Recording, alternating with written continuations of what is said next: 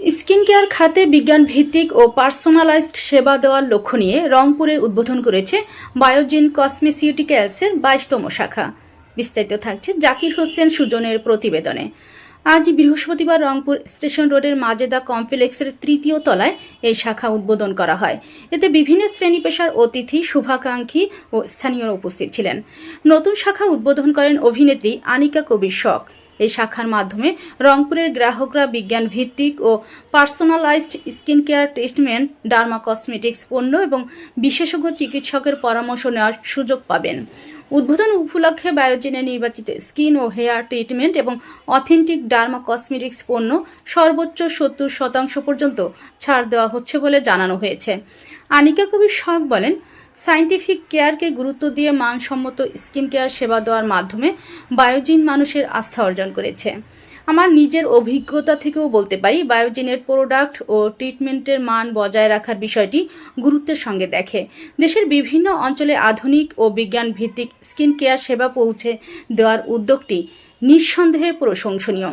রংপুরে নতুন শাখা চালুর মধ্য দিয়ে উত্তরাঞ্চলের গ্রাহকদের কাছে আধুনিক স্কিন ও হেয়ার কেয়ার সেবা আরও সহজলভ্য হবে বলেও প্রত্যাশা করছে প্রতিষ্ঠানটি।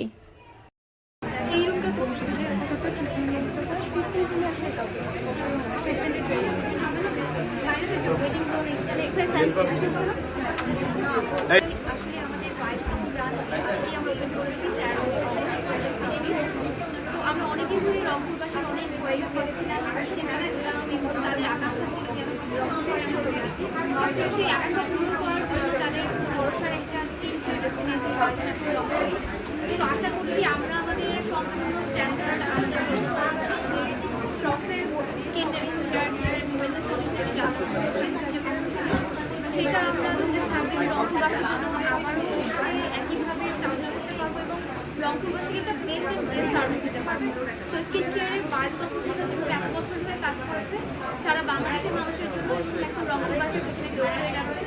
এটা ইনশাআল্লাহ শুধু রংপুর না, এরপর আমরা আরও শহরে যাবো, সেখানে বায়োজিনকে মানুষদের মাঝে স্কিন কেয়ারের যে এডুকেশনটা আছে, স্কিন হেলথের যে সচেতনতাটা আছে, সেটা আমরা স্টাবলিশ করতে পারবো। এটাই আমাদের এখন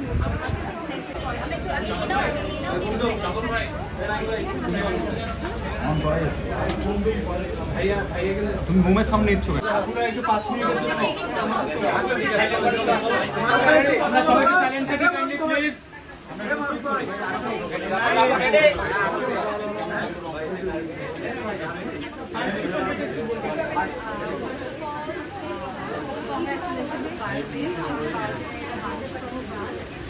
আমি বায়োজিনের ফার্স্ট টাইম এসেছি, এসে আমার খুব ভালো লেগেছে।